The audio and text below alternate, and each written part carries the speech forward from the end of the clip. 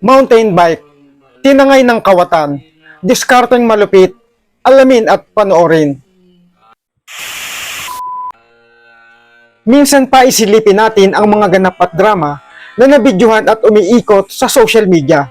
Pero bago tayo magpatuloy, pakipollow po ang ating munting page. Sa panahon ngayon na iba na ang mga nangyayari sa paligid, dapat talagang gawin ang doble ingat upang ang mga mahalagang gamit natin ay hindi mawala at mapagdiskitahan ng mga kawatan. Dahil may mga gumagalang tao na walang ibang hangad kundi ang humanap ng mapapakinabangan kahit ito ay sa masamang paraan. Katulad na lamang ng pangyayaring huling-huli sa kamera. Panoorin po natin. Hindi ko malalaman na nawawala yung bike ni Tuya. Patanong mo sa mga standard dyan. Sa looban. Sa pasimula ng video ay makikita na may hinihintay ang lalaki habang ang mga mata ay mailap na tumitingin sa paligid.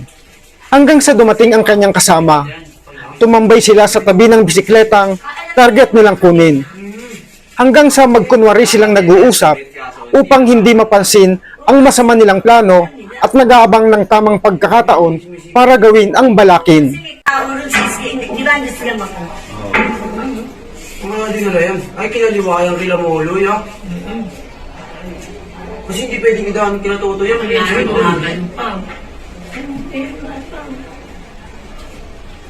siyo-siyo po. Ilang tao. Kunyari yun. Ganda ng bike eh. Upo ba kanyari dun, no? Upo ba kanyari, oh. Muli na. Ganun, sabihin gabi na, walang tao dyan. 1240. Ang tiga niya 1240 na malagay. Ano yan? May kakilala yan dyan? Oo, may Oo, malamang. Dahil pa yun ang ipapangasin eh. Ano ginagawa niya? Hindi, hinihintay namin po si ano. Oo. Kaya naman talaga dito. Okay, yung ano, yung bike. Ganyan. Oo, ito no. Ito no. Bata pa eh. Upuha ako kunyari. Sinimulan nilang kalasin ang lock ng bisikleta subalit nabigo sila. Pagkaraan ay nag-usap at nagdesisyon na buhatin na lamang ang bisikleta na parang walang nangyari. Nung nag-iinuman. Pero kung ako naman yan, bubog yan. Malalaman natin sa nagiinuman dun. Ayan na, ayan na, ayan Grabe. na. Tingnan natin saan papunta. Kung gaano.